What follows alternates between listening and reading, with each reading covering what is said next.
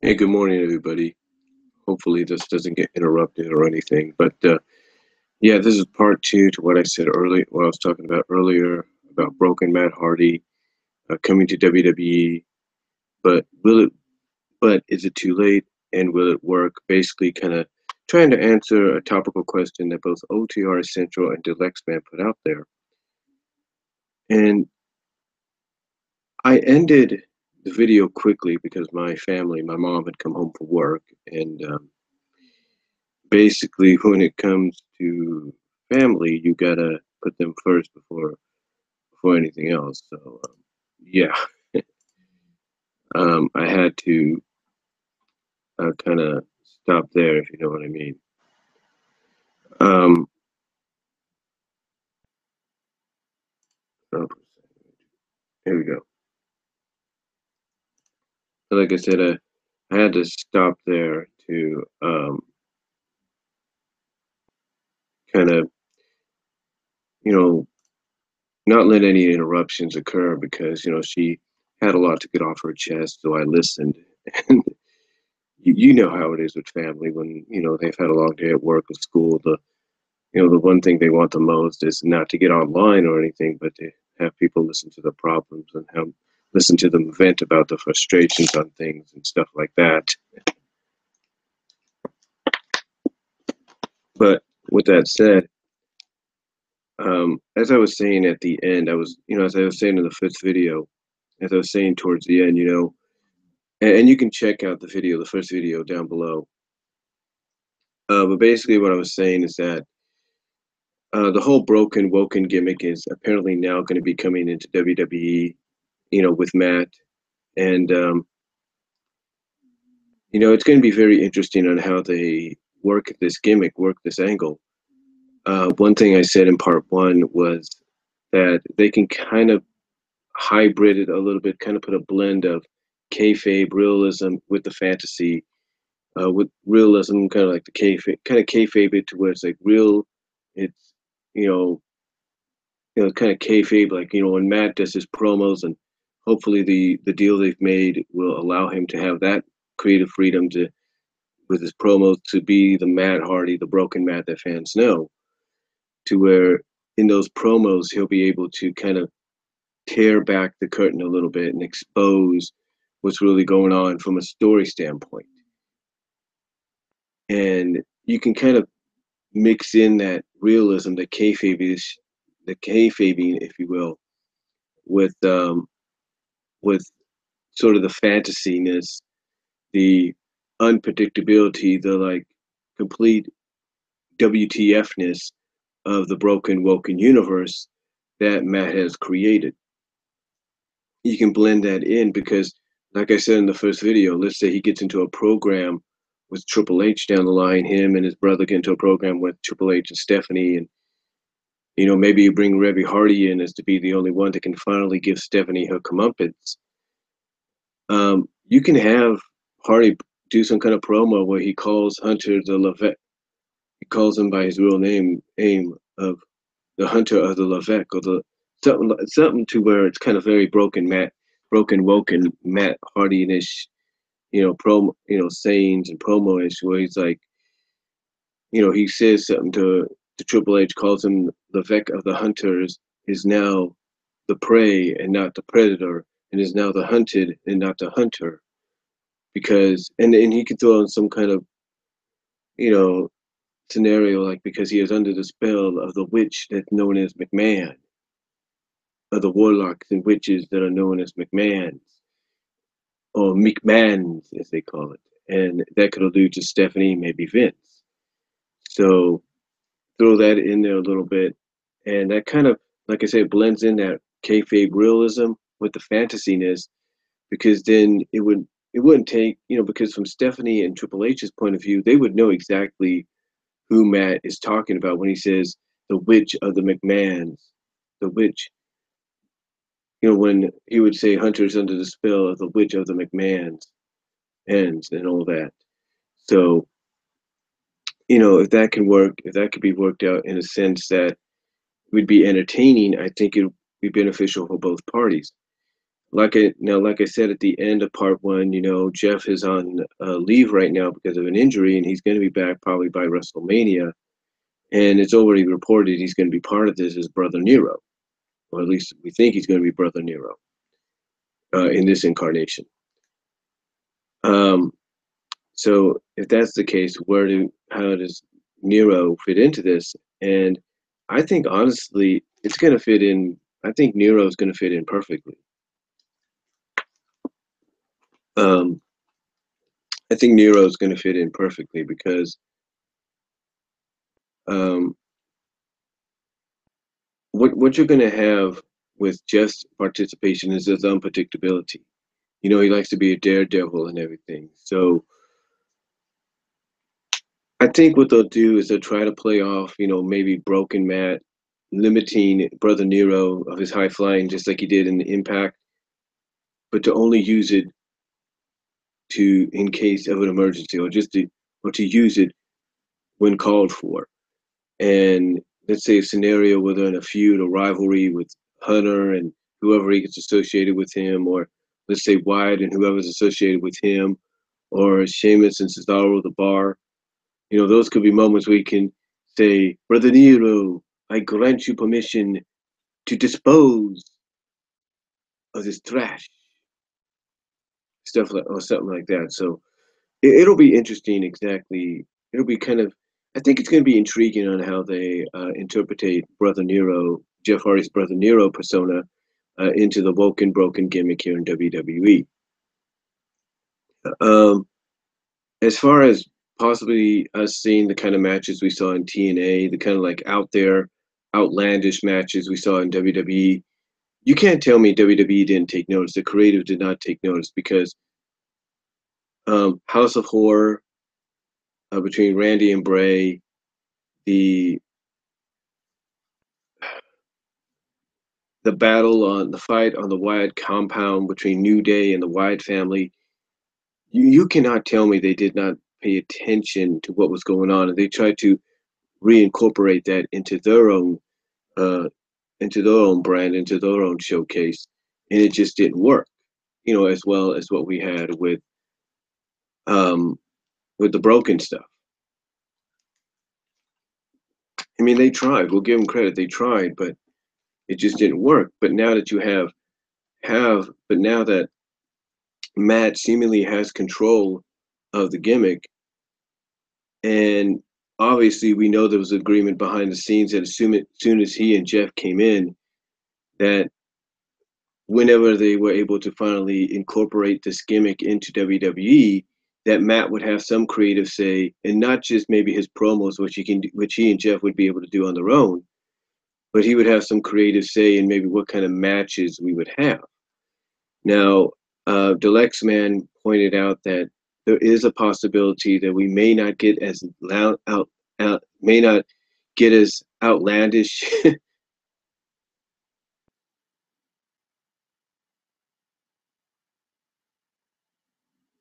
Sorry about that. My mom likes to set her alarm off to go off several times just to help her get woken up or something like that. But anyway, but anyway, the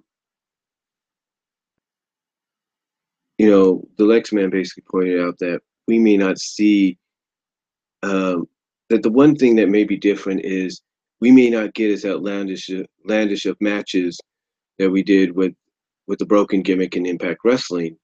That instead we might get something of that nature.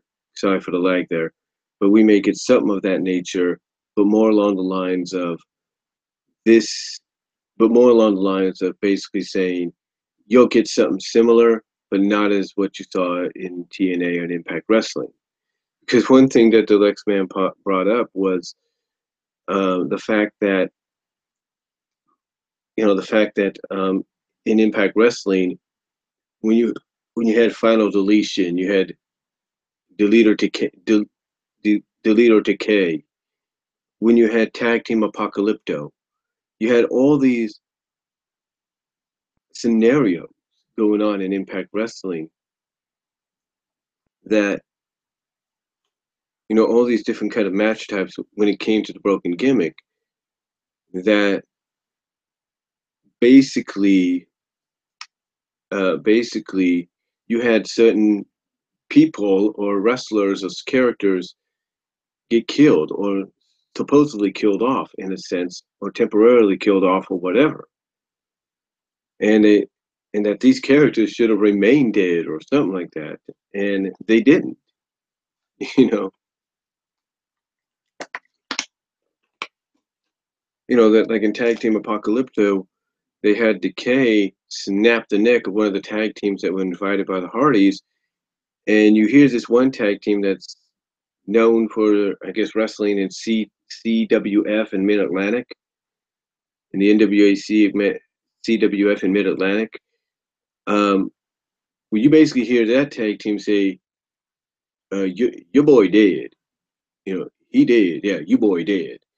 So, and yet we see that tag team later on. If you go to the independent shows that they appear on, you see them later on. Like, aren't you supposed to be dead? You had your neck snap. You had your neck snap. What the heck? So, uh, yeah, basically, Alex said that we may not see things as outlandish as that, but we may see things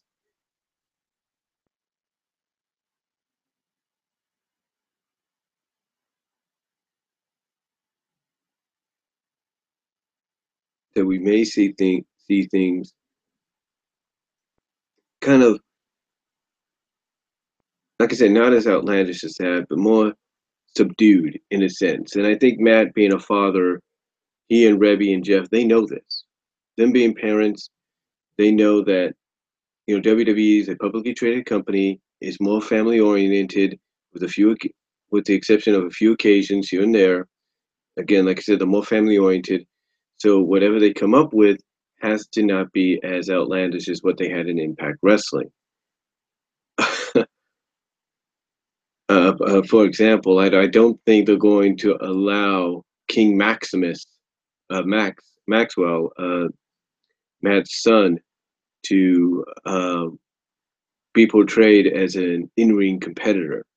I do. I don't think they're going to allow that to happen. But who knows? They allowed Hornswoggle to become cruiserweight champion and sort of be in like a main event like scenario for most of his career. So for the latter part of his career. So who's to say they may or may not? We don't know.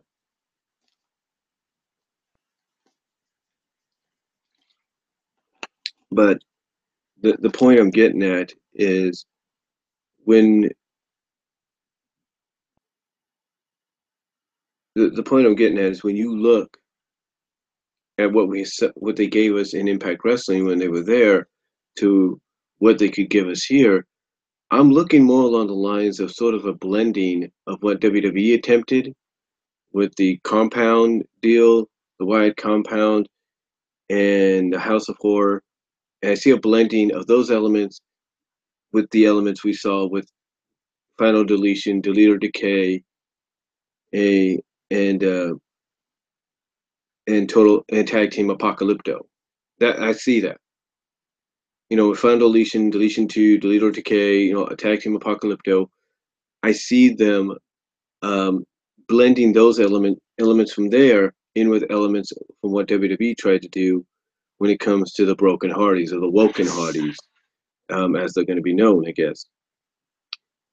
But the question I think that's going to be asked by a lot of fans is, are they going to allow Matt to kind of have the introductions that he would have at times in Impact Wrestling? Like, will they allow Rebby to be there? Because here's something about Rebby. Rebby is a very outspoken woman, and a lot of people respect that about her. If she smells BS, she's going to call people out on that BS. There's no doubt about that. Can her mouth get her in trouble? Absolutely. Can what she type on social media get her in trouble? Absolutely. So I think if they bring Rebby in, and that's going to be the question, will she be part of this? Um, and will her father, Senor Benjamin, be part of this? Those are the questions people are wondering, because if they are, that's basically that could benefit in a sense, but we don't really know. Like we said, we're going to get something maybe similar, but it's going to be different. You can sense that already. And if they're going to start it off with Matt going up against Bray, with broken Matt Hardy going up against Bray Wyatt, you can only imagine what they'll come up with between those two. Because if they were willing to give us House of Hardcore, well, not House of Hardcore, but the House of Horror between him and Randy, you know, for the WWE Championship,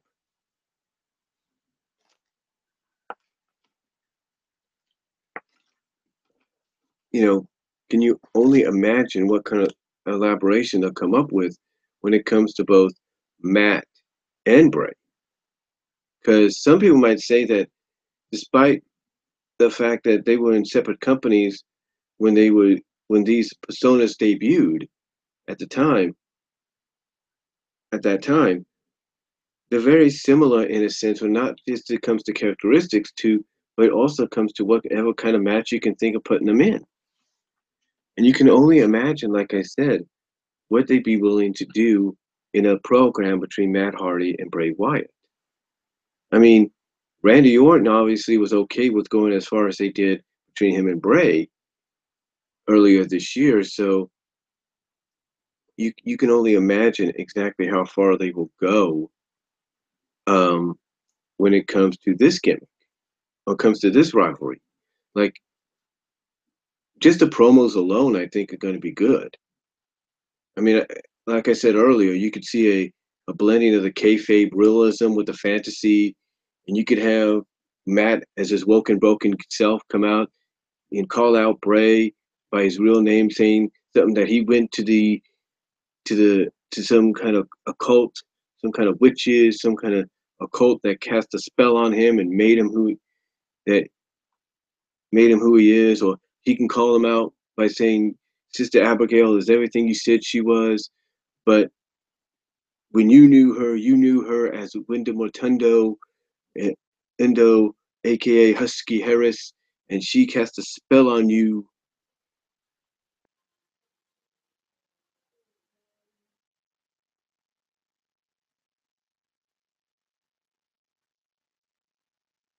And she cast a spell on you and everything that turns you into who you are now, into Bray Wyatt. You can have him come up with that, and you can have Bray's reaction be like, no one's supposed to know that. No one knew about that. And you can have Matt say, oh, the seven deities told me about it. They showed me the vision of what happened in the past. Stuff like that. I mean, you can only imagine what they'll do with Matt here, and what Matt and WWE can collaborate on, especially like I said, if they're going to start him off with Bray. And whether you like Bray Wyatt or you don't, and whether you feel he's been underutilized to his potential, underutilized to what potentially he could be, you have to admit that when he given the right direction, when given the correct creative direction, Bray Wyatt can be very entertaining, very unusual, and let's face facts. Let's be honest. We may have not liked where the Sister Abigail, the Bray Wyatt Finn Balor thing was going, and especially before he got the mumps, he got sick and all that. We may have not liked it, but you know what? You have to admit that at least it was kind of entertaining. I'd look at it this way: when it came to that whole Bray Wyatt Finn Balor thing, especially with Bray being revealed as being possessed by the spirit of Sister Abigail, and Balor saying, "I'm gonna have to deep in and bring out this version of the Demon King, kind of the Pumpkin King, whatever you want to call it." You have to admit that in a sense, maybe what they were doing was testing the waters. They were testing the waters as to what they could do down the line with Matt, because you can't tell me they weren't planning to do Matt and Bray down the line when this opportunity presented itself, and that opportunity obviously is now. I mean, like I said, it's even earlier this year where they tested the waters with Bray and Randy to see if maybe if they got Matt here and were able to get that gimmick along with him, what they could do. So to me, I think by doing what they've done with Bray and Randy, what they did with the House of Horror, what they did earlier last year, what they did last year with New Day and the Wyatts, and then what they, I guess, tried to do with Balor and Wyatt at the end of their rivalry. It kind of tells you that they knew they were going to have to test the waters in certain areas, that they may be going in, they may be going down eventually if Matt ever got the broken gimmick. So we'll have to wait and see what happens. But to me, it's my but to me, I think, in my honest opinion, that's what they were doing. Um, Again, do I think, you know, do I think we might get matches similar to what we had in Impact Wrestling? It all depends. It depends on the agreement made between Matt and WWE.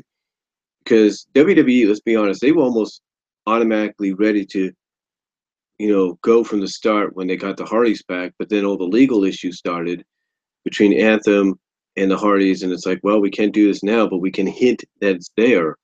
And that's all they could have done. That's all they did. They hinted at it. I mean, they let Matt do this. They let him kind of do his manner. He was able to do his mannerisms. So that WWE felt that they had to wait it out, but they would allow Matt to at least hint that it was going to be there. It was coming eventually in some shape or form, and that's what we're getting. And better late than never, right? Because, like I said in the first video, it's never too late when it comes to something. It's never too late to go back to school. It's never too late to try to live your dream in some shape or form. So it's never too late when it comes to, let's say, something like the broken woken gimmick of Matt Hardy. But I think WWE knew eventually he was going to probably get it, because you can't tell me they didn't notice.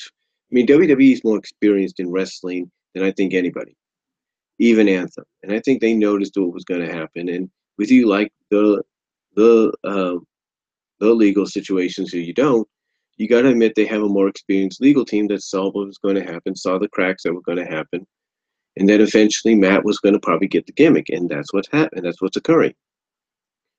Um, but again, will Matt be able to utilize it in a sense that um, we'll use that we saw in Impact Wrestling? Like I said, I think what we'll get is maybe a similar version. It probably won't be exactly the same, but it'll be very close. And as far as any kind of matches taking place on his property, his compound, I could see maybe that happening once in a while. But unlike Impact Wrestling, I don't think WWE is going to be like, okay, every other month you can do it. I mean, I don't see WWE saying, oh, you can do it 2 or 3 times a year if you want to, like Impact did. I think in the final year with the company, they did 2, 3 2, 3 matches from the home. I mean, come on, honestly, what the heck, right? you know, they did 2 or 3 matches from the home, including one huge event which was basically, I guess, a send off, their farewell with the company, which was total nonstop deletion. So, you can't tell me that WWE is going to let them do the same thing. They won't. It's if we know WWE like we think we know them, they'll let it happen maybe once in a while. Like if the Hardys are in an angle to where a feud or rivalry to where they feel the best solution. Matt can come up with a suggestion, and all WWE can say is, no, we're not going to do that, but we'll work with you on a compromise, but to do something similar. Um, if the situation, basically, if the angle calls for it down the line, and Matt makes a suggestion to try and attempt it, to at least have one match, a deletion match, or whatever you want to call it, all at his house, WWE may be okay with it, but then again, they may not be okay with it. You know what I'm saying? They may be like, yeah, well, I mean, I look at it this way. WWE knows that the broken gimmick's going to get them viewers, not just newer viewers will be like, "Ooh, what's this?" It's going to get them established hardcore viewers to be like, "Hey, maybe WWE is listening to us finally. Maybe they're doing what we're asking them to do."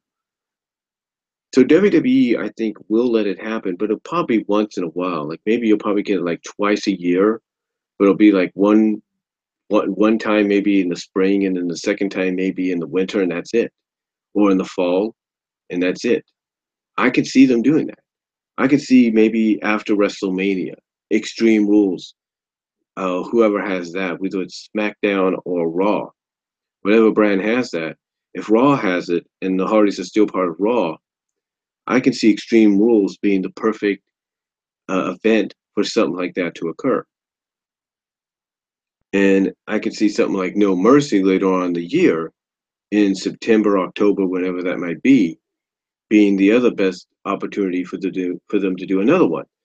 So I don't see them, like I say, doing it like several times a year, like they did in the final year with Impact Wrestling. I see them doing it maybe once or twice if WWE allows them to do it at all. And if WWE is willing to rent out houses just for House of Horror matches and stuff like that, and rent out lands for, you know, compound battle matches between teams like New Day and the Wyatts, then yeah, maybe then there is a good chance they'll allow it to happen. But like I was trying to say earlier, don't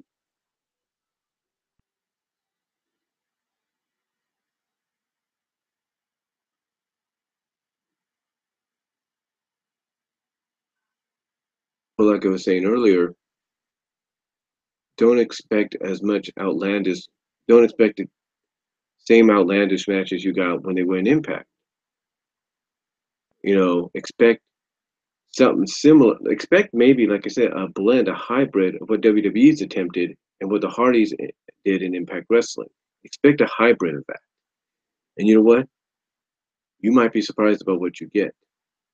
Um, but the question is, will it succeed? But here's the ultimate question. At the end of the day, will the woken broken gimmick from Matt Hardy, the Hardy Boys in general, Jeff Jeff Hardy's brother Nero, will it get over? Will it get over with the entire WWE universe? Will it, get over as far as sports entertainment is concerned? Will it get over and help the WWE become more of a success than they have before? And I think honestly, I'm trying to look at the positives here. I think if they allow Matt to have the creative control over his promos, allow Matt to have creative control and maybe filming vignettes and all that as far as, you know, his storyline angles and feuds with certain other superstars like a Bray Wyatt or a Triple H or whatever. If they allow him to have control in that area as well, I think honestly it's gonna work. It'll work. I think it'll be fine. And I think if we get any kind of matches that are similar to the Final Deletions, Delete or Decay, and Tag Team Apocalyptos, that you're going to get a blending of what WWE has tested out in the past year or so, in this past year and last year, as well as what as well as what Matt and Jeff did when they were in Impact. So you're going to get a blending of the two. And I think when you blend those two together, because let's be honest, WWE tried and there was some potential. There was some entertaining value out of it. And then, of course, you combine that with what the Hardys did in Impact Wrestling, then you can only imagine what you'll get out of that. So I'm looking at the positives that I believe it'll take time, but knowing the pay-per-view events and the hardcore fans that mostly attend those, I think it's going to go over well. I think it's going to be a success. And again, I see it being sort of a blending of that realism, that realism, kayfabe-ishness, if you will, that's fans know is out there, that has been alluded to a lot, along with the fantasy element of the broken universe. Because, like I said, if he gets into a program with Triple H and he mentions, how in reality it's not Triple H holding people down. No, he is being controlled by the witch of the McMahons, and it's because she has cast a spell on him, and she is the one holding people down because she is the witch. She is in reality a witch that must be depowered, must be destroyed, incinerated, stuff like whatever he'll come up with if they were to get into a rivalry with those two would be, um, would be interesting. But again, like I said, that would be the perfect blend because you'd be by him referring to Stephanie as being the one, but as Stephanie being the one behind the scenes that's really pulling the strings by controlling Triple H through witchcraft, through mind power, and it's not Triple H being the one holding people down. That combines, like I said, the fantasy elements of the Broken Universe in with the reality era elements of WWE and the reality era, new era that we're in right now, as far as the story arcs and programming go. So it'll be interesting to see exactly what direction they go in. Um, Again, like I said, it'll be interesting to see what directions they go in. But you know, I'm trying to be positive about it, and I think what's going to happen is a lot of hardcore fans are going to direct a lot of the casual fans and a lot of the established WWE Universe fans, and they're going to say, and they're going to probably direct them to all this stuff that the Hardys had done before coming back. They're going to direct them to Tag Team Apocalypto, Final Deletion, Delete or Decay, and they're going to say, "You don't know what we're talking about? Check this out, see for yourself." And they might even direct them to the history of the whole broken gimmick. And I got a feeling once the hardcore fans, who are thrilled that this is going to be happening, direct the casual fans and the established WWE Universe fans over to over in that direction and get them to view exactly what's going to happen, you might be surprised at the reception that the woke and broken gimmick is going to get when it finally appears on Raw, maybe even SmackDown, or even the Royal Rumble, for what we know. So, um, but yeah, I'm being positive here, and I think it's going to work. Like I said, it's going to be similar in many ways to what you had in Impact Wrestling, but you can definitely tell it's going to be it's going to be similar, almost identical, but it's going to be more of not a watered down version, but more of a PG-13 version, more of a PG-13 version of what you had in Impact Wrestling. Because let's be honest, in Impact Wrestling, you had a freaking PG-13, almost R-rated version, with these guys. So you're gonna have basically a PG-13 version here. So, um, and I'm guaranteeing they're gonna do exactly. They'll probably also do what Impact Wrestling did. They'll probably give notice to everybody that, hey, what's gonna happen in, let's say, if they do a deletion like kind of match from the Hardy's home, that they're not responsible. WWE may be happy about maybe an agreement to do that when it comes to those scenarios down the line. But um, yeah, it's coming. It's probably gonna be it'll be almost identical, but you can tell there will be some tweaks here and there. And like I said, Matt and Jeff being parents, being fathers, they kind of understand that what they did. They can definitely understand that what they did in Impact Wrestling is not going to fly with WWE unless WWE suddenly decides to go back to a more edgier TV 14 style. So yeah, we'll see how creative they can get within the realms of PG-13. I'm intrigued by it. Like people like Dalyxman and others have said, as long as Matt has control over his promos and be able to say what he wants when he wants, as woken Matt Hardy, and as long as he has some say creatively and what direction, what kind of matches and direction the character can go in, and maybe who they put over and who puts over them, I think it's going to work out in the end. So we'll just have to wait and see. And if Ryan Ward is the one writing for Raw, and as creative as is creatively praised as he is by people, if he's working with Matt on this, uh, it can only equal great things. And if Triple H is involved as well, it can only equal great things as well down the line. So We'll just have to wait and see what occurs. I'm very intrigued by it. Will it be a success? I'm being positive and saying it will. It may not be the success it was in TNA, Impact Wrestling, but I think it'll be. I think it will be a financial success, especially when it comes to merchandise and merchandise when it associated with the broken gimmick, a broken woken gimmick, and um, and I think fans, not just hardcore, but I think the casual and if not established universe fans are going to be entertained by this in the long run. So, again, I'm looking at the positives here, and the positive I have is I think it's going to be all right. I think it's going to be fine, and maybe this might be what WWE needs to get over that hump that a lot of people feel that they're in right now, or get out of that bubble that a lot of people feel they're in right now. So, let me know what you guys think down below. Thank you all for watching live, and thank you all for watching post live. But what are your thoughts on it? Do you think I brought up some good points of where this could be heading? Let me know down below. Comment if you like, and I'll talk to you later. Again, check out part 1 if you haven't checked it out yet. It's in the description box. This will be put up on Twitter and Facebook down the line as a playlist. Check that out once I do that. Um, and that's it. That's about all I'm going to say. Let me know what you guys think down below. Comment if you like. I am out.